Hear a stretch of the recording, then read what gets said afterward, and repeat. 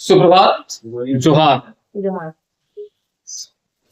अभी वर्तमान में झारखंड का स्थापना दिवस होने वाला है और स्थापना दिवस के शुभ अवसर पर झारखंड के सभी संस्थानों में सरकार ने एक आदेश निर्गत किया है कि इसे बेहतर बनाने के लिए, अपने ऐतिहासिक परंपराओं को जानने के लिए हम लोग एक कार्यक्रम, एक मुहिम चला रहे हैं और इसमें आपको भाषण प्रतियोगिता, रंगोली प्रतियोगिता, अन्य प्रतियोगिताओं में भाग लेंगे। तो अगर मान लीजिए आप भाषण प्रतियोगिता में भाग लेते हो तो जाहिर सी बात है कि बिरसा मुंडा जैसे टॉपिक तो आपके पास आएंगे ही। तो भाषण के लिए सबसे ज्यादा जरूरी क्या है? कॉन्फिडेंस, बोलने का तरीका और एक्सप्रेशन। और आज की क्लास में हम आपको सिर्फ बिरसा मुंडा के बारे में बताने वाले ही नहीं है, आपको ध्यान देना होगा बॉडी लैंग्वेज।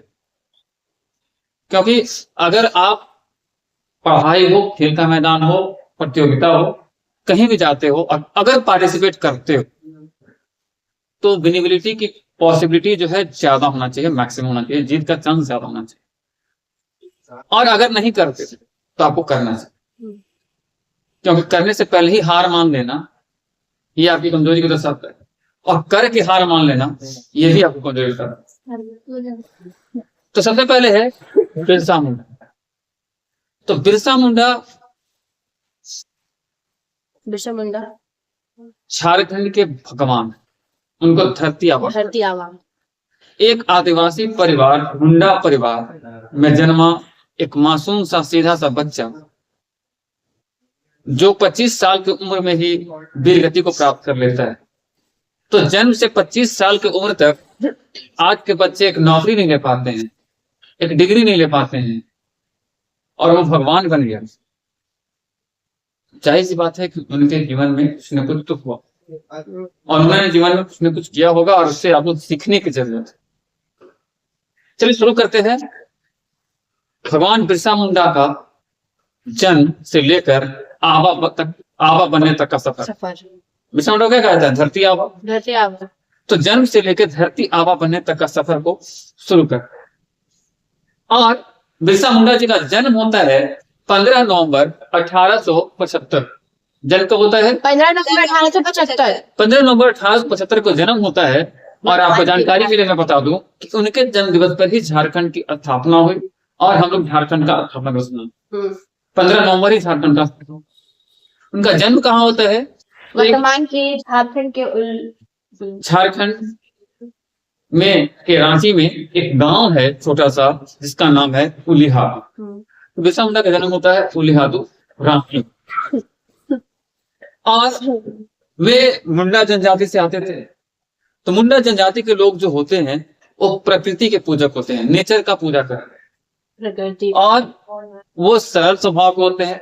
सरल मतलब कि इनोसेंट टाइप के लोग होते हैं और वो मेहनत कर सकते हैं, यानी कि मेहनती। जाहिर सी बात है कि ये बिरसा मुंडा के अंदर बिल्कुल होगा, क्योंकि मुंडा परिवार से आते थे। गांव में गरीबी होती है, ये आप सबको पता है। और ये बात जब 1875 की हो रही है तो समय तो और ज्यादा गरीबी होगी।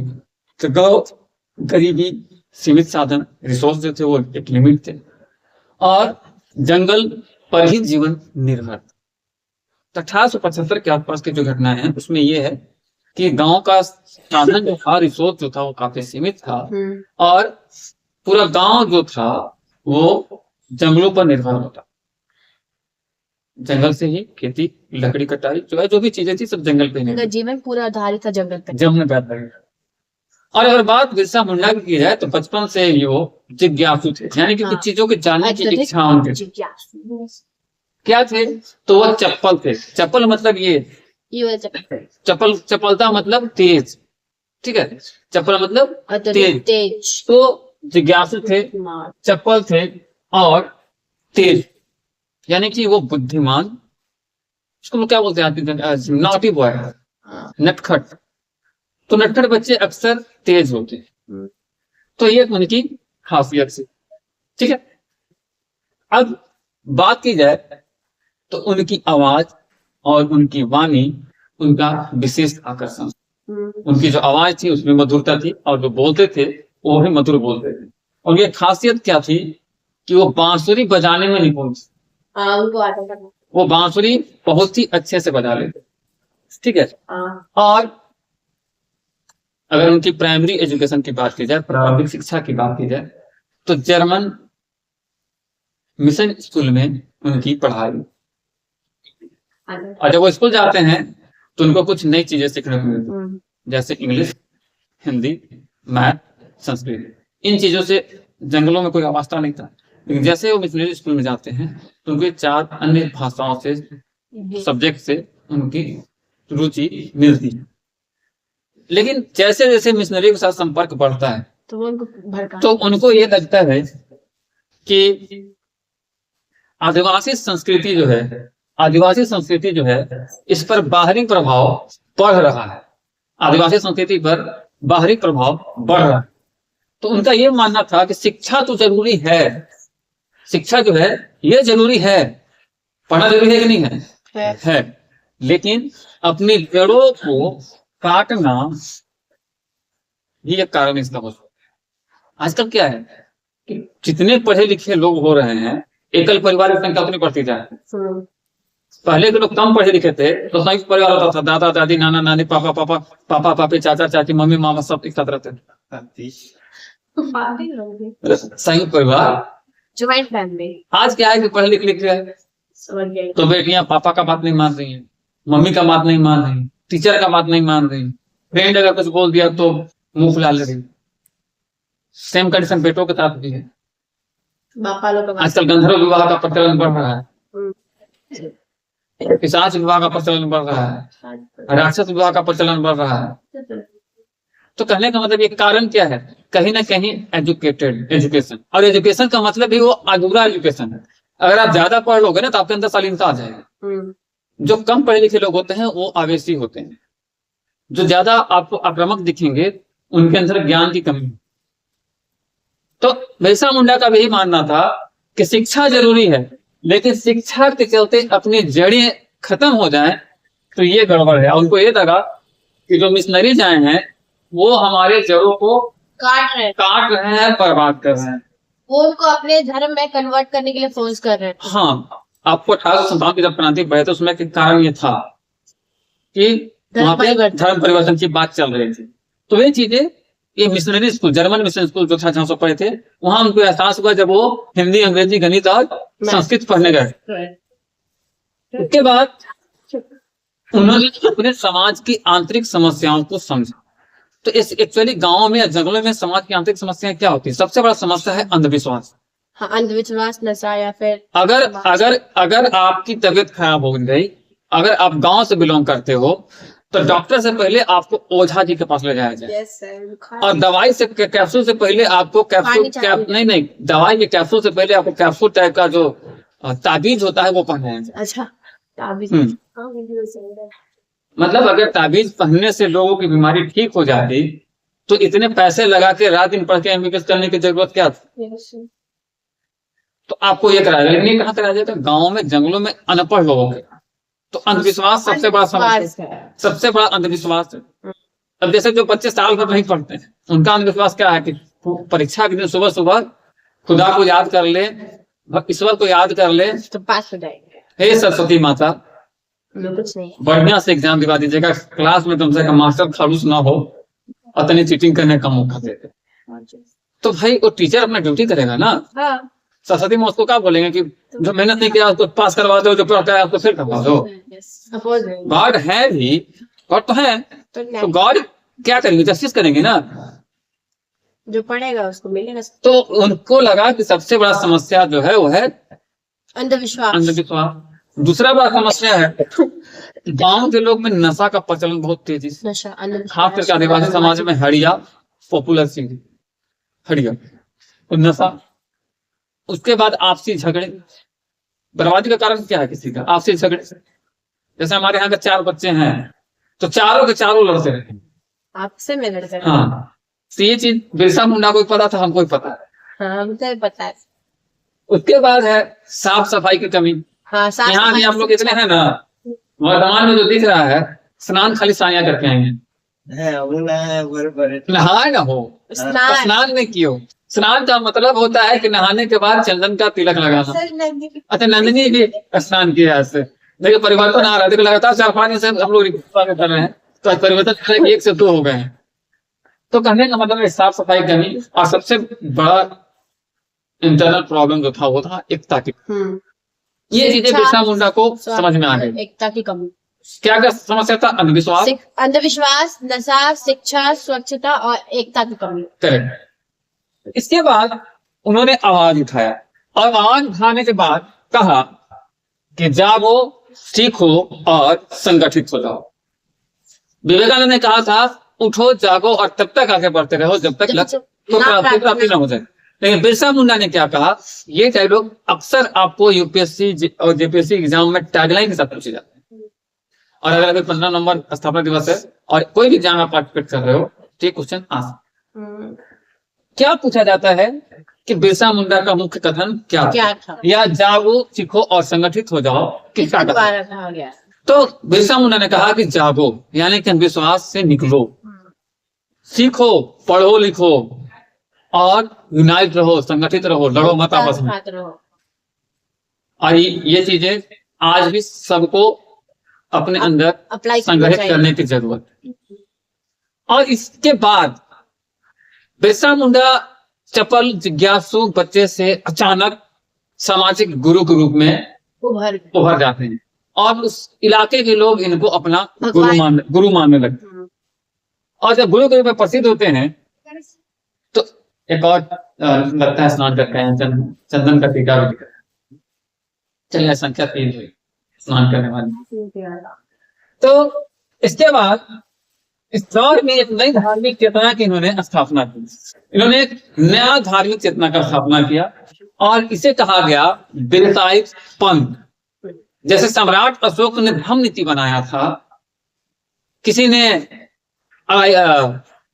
अलवार बनाया, किसी ने नैनार बनाया, वैसे भगवान बिरसा मुंडा ने एक नया धार्मिक पंथ बनाया, उसका नाम था बिरसाइत पंथ। ठीक है। और इसमें क्या था कि उन्होंने कहा कि ईश्वर एक है, गॉड इज वन। यहाँ कोई अल्लाह कहता है, कोई राम कहता है, कोई ईसा मसीह कहता है, कोई नानक साहब कहता है। अलग अलग लोग अलग अलग नाम से पुकारते हैं, लेकिन ईश्वर एक है।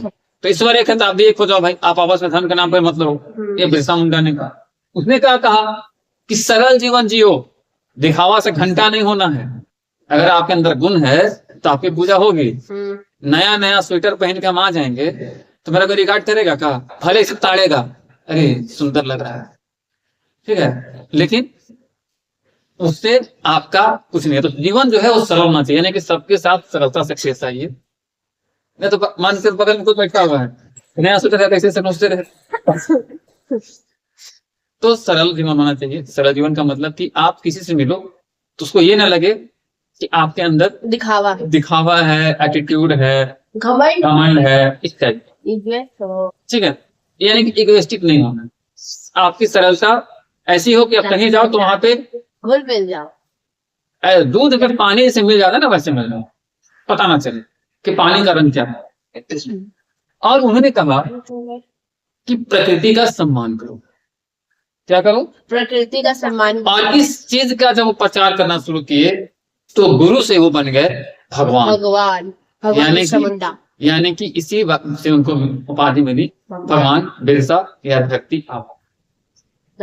यानी और यहीं पे उनका संघर्ष खत्म नहीं होता है। इसके बाद 19वीं शताब्दी के शुरुआत में, 19वीं शताब्दी के अंत में अंग्रेजों का नियंत्रण शुरू होता है। किसी जंगलों पे वो जंगलों पर कब्जा करने लगते हैं। जैसे 1857 क्रांति हुई थी ना, तो 1857 से पहले 1855 में एक और क्रांति हुई थी, संथाल विद्रोह। क्यों हुआ था? जमीन पे आक्रमण के लिए। तो 1890 के दशक में, 90 के दशक में नहीं कर सकते हैं, उससे पहले ही, मैंने मान लीजिए 19वीं शताब्दी में 1800 में टोटल पीरियड आ जाएगा। तो 19वीं शताब्दी में अंग्रेज अलग अलग जगहों पर जंगलों पर नियंत्रण तो बढ़ा दे, यानी कि जंगलों पर कब्जा कर रहे थे। अब बिरसा मुंडा जंगलों को बचाने की बात कर रहे थे, यहाँ पे जंगलों पे कब्जा हो रहा है। तो उन्होंने, जंगलों का अर्थ क्या था? जंगलों का अर्थ था, आज भी जंगल का या जंगलों का अर्थ क्या होता है? जंगल का मतलब आप समझते होंगे कि जहाँ पेड़ पौधे हों, झाड़ी हो, जंगलों का अर्थ होता है आदिवासियों की जीविका, आजीविका, यानी कि आदिवासी समाज जो होते हैं उसी पे जिंदा रहते, ये उनकी आजीविका के साधन है। तो अंग्रेजों ने जमीनों को क्या किया कि रिकॉर्ड में दर्ज करना शुरू किया। आप लोग पिछले क्लास में पढ़े होंगे अस्थाई बंदोबस्त व्यवस्था कब हुआ था? 1793। तो उसके बाद जमीन को रिकॉर्ड में लिया जाने लगा और वो जमींदारों को दिया जाने लगा। और उसका खास करके peak point, peak target Bengal residency था। बंगाल रेसिडेंसी में 3 राज्य, बिहार, झारखंड, बंगाल, उड़ीसा, संयुक्त बिहार था उस समय ना, तो झारखंड तो आ ही जाएगा। अगर हम झारखंड को ऐड कर ले तो 4 हो जाएगा। तो बिहार, झारखंड संयुक्त था तो बिहार एक हो गया, बंगाल हो गया और उड़ीसा का कुछ भाग। तो उन्होंने जमीनों को रिकॉर्ड शुरू करना किया। यहाँ पे 3 नाम हो गए। 3 नाम कौन हो गए? इस प्रक्रिया में 3 लोग शामिल थे। एक वो जिसको दीकू कहा गया, बाहरी लुटेरा। और हमको लगता है कि जो हमारे सीनियर्स रांची गए थे उनको इस सब का भले भांति पता होगा, वही सब के उपयोग किए थे। आपके एक प्रेस जो है मेरे सीनियर जो थे उन्होंने गवर्नर सर के सामने एक वर्ड रखा था तो दीकू यहीं से सामने आया। दीकू मतलब बाहरी लुटेरे या बाहरी लोग। दूसरे थे जमींदार, तो जमींदारी को 1793 में शुरू हुआ था। और उसके बाद ठेकेदार, ठेकेदार नहीं होता है, ठेकेदार होगा, ठेका पे लेके काम करने वाला। तो ठेकेदार जो थे ये सब क्या करने लगे कि आदिवासियों की जमीन पर कब्जा करने लगे। क्या करने लगे? आदिवासियों की जमीन पर कब्जा करने लगे। और मुंडा समाज की जो पारंपरिक प्रणाली थी, पारंपरिक प्रणाली क्या थी? खुटकटी, खुट्टा गाड़ के खेती करना। तो खुटकटी प्रणाली जो थी ये खत्म होने लगी। यानी कि मुंडा समाज का जो खुटकटी प्रणाली खत्म होने लगा तो इससे क्या हुआ? जब आपका जमीन चला जाएगा, जंगल चला जाएगा, जंगल जमीन आदमी आदिवासियों को बनाना होता है। तो जब खुटकटी प्रणाली समाप्त होने लगी तो ये आर्थिक समस्या है। लेकिन आर्थिक समस्या के साथ साथ अस्तित्व का संकट था। अगर आर्थिक समस्या आए तो हो सकता है कि आप कुछ दिन झेल लो, लेकिन अगर आपके अस्तित्व भी संकट में आ जाए तो फिर तो समस्या है ना। तो ये चीजें शुरू हो, और ये जब चीजें शुरू होती हैं तो बिरसा मुंडा ने महसूस किया कि यदि जमीन नहीं बचेगी तो आने वाली पीढ़ियां नहीं बचेंगी, और जब आने वाली पीढ़ियां नहीं बचेंगी तो फिर हम लोग किस काम के। और यही बात उनके अंदर आग जला दिया, संघर्ष का। आग मतलब पेट्रोल वाला नहीं, संघर्ष की आग जला। और ये संघर्ष की आग जलती है तो एक आंदोलन शुरू होता है और उसे बोला जाता है उलगुलान। उलगुलान का अर्थ क्या है? महाविद्रोह। तो उलगुलान का अर्थ है एक महान आंदोलन, महाविद्रोह, बड़ा बदलाव या क्रांति। और ये संगठित आंदोलन था। बिरसा मुंडा के साथ हजारों लोग गांव के खड़े हुए। और ये आंदोलन चला 1894 से लेके 1900 तक, 1894 से लेके 1900 तक ये आंदोलन चला। और बिरसा मुंडा ने नारा दिया, अबुआ दिसुम अबुआ राज, अबुआ दिसुम अबुआ राज, हमारा देश हमारा। मतलब कि जमीन हमारी माँ है और हम इसे किसी को नहीं देंगे। जमीन हमारी माँ है और हम इसे किसी को नहीं देंगे। और ये टैगलाइन होना चाहिए अगर आप स्पीच कॉन्टेस्ट में भाग। ठीक है, अब आते हैं कि इस आंदोलन या इस उलगुलान की विशेषता क्या थी, यानी कि इसमें 9 किस बात पे किया गया, क्या क्या टारगेट रखा गया। तो आंदोलन में क्या गया कि आदिवासी अधिकारों की रक्षा, आदिवासी अधिकारों की रक्षा की जाए। ठीक है, उसके बाद अंग्रेजों का विरोध किया जाए। अब विरोध कैसे भी हो सकता है? विरोध का तरीका समझ ही रहे हैं, तीर धनुष बहुत तरह के औजार होते हैं जंगलों में। आर्थिक और धार्मिक स्वतंत्रता हमें चाहिए, हम किसी के अंडर में नहीं रहेंगे। हमें हमारी धर्म है वो स्वतंत्र करनी चाहिए और हमारी इकोनॉमी भी इंडिपेंडेंट है। उन्होंने कहा कि अपनी धरती वापस लेने का संकल्प, यानी कि जो रिकॉर्ड वो दर्ज करते हैं उनको उन्होंने कहा कि हम लोग अपनी धरती को वापस ले लेंगे, हम उसके पास नहीं थे। और बिरसा मुंडा का प्रभाव इतना था कि हजारों लोग खड़े हो गए और जंगलों में शिविर लगे, कैंप लगे, हाथ में धनुष, बाण, और मन में आजादी का जोश।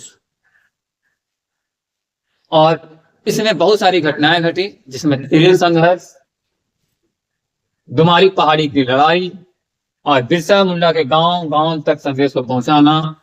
और इससे अंग्रेज प्रशासन जब था वो दहशत में आ गया। अंग्रेजों को लगा कि ये सिर्फ एक गांव की, एक इलाके की लड़ाई नहीं है, ये अगर पूरे छोटानागपुर में फैल गई तो हमारे लिए संकट हो। और उस समय यहाँ पे जनरल कौन था? गवर्नर जनरल कौन था उस समय? और उसके बाद 1895 में बिरसा मुंडा को गिरफ्तार कर लिया जाता है। 94 में शुरू हुआ, 95 में गिरफ्तार कर लिया जाता है। और गिरफ्तारी के बाद वो जब उनको जेल से छोड़ा जाता है तो ये आंदोलन और भड़क जाता है। और आंदोलन जब और भड़क जाता है तो फिर 1899 और 1950 एकदम ये आंदोलन पीक मूवमेंट में होता है। लगता है कि अंग्रेज अब नहीं बचेंगे। फाइनली अंग्रेजों ने बिरसा मुंडा को गिरफ्तार किया। गिरफ्तारी कहां से की? Lord Curzon. गिरफ्तारी कहां से की? तो 3 फरवरी को अंग्रेजों की भारी सेना जो है आंदोलन को चलने के लिए आती है। और 3 फरवरी 1900 चक्रधरपुर मतलब रांची में नहीं, तो चक्रधरपुर हमारा उधर जमशेदपुर साइड पड़ता है, सिंगू में। चक्रधरपुर के जमकोपाल जंगल से इनको अरेस्ट किया जाता है। हाँ, चक्रधरपुर के इनके कोई अब नहीं वो बता देते हैं। वो तो जाहिर सी बात है कि बिना विभीषण के लंका नहीं ढहता है। अगर कोई हमको नहीं बताएगा तो हमको कैसे पता चलेगा कि प्रियांशु रास्ते पर फोन में बतियाते आता है? एक बात कर रहे हैं कि अगर तुम्हारा कोई मित्र हमको नहीं बताए तो तुम आ रहे हो, तो आने टाइम तुम फोन में बतियाते आ रहे हो कि किसके साथ आ रहे हो, कि उल्टी कर रहे हो, कि क्या कर रहे हो, वो पता चलेगा।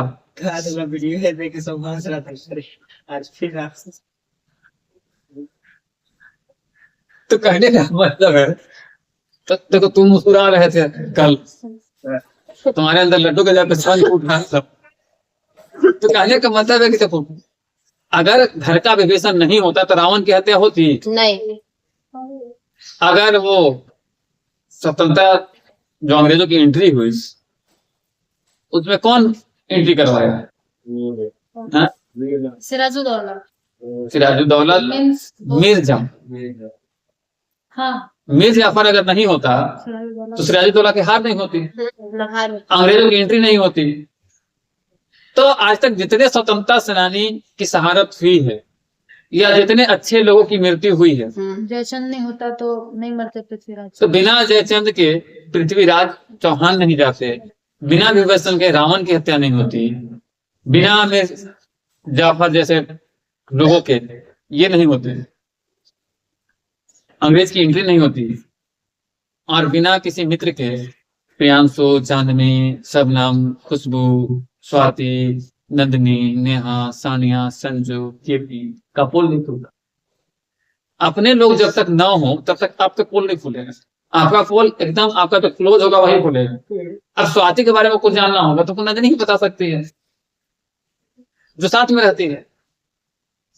नंदिनी बताएगी ना कि स्वाति क्या करती है, क्या नहीं करती, उसका बैड हैबिट क्या है, गुड हैबिट क्या है। ठीक है, तो कहने का मतलब है कि बिरसा मुंडा की गिरफ्तारी हुई है 3 फरवरी को चक्रधरपुर के जमकोपाल जंगल से, और उसके बाद उनको लाया जाता है रांची जेल। और जहां 9 जून 1900 को 25 वर्ष की आयु में मृत्यु हो जाती है।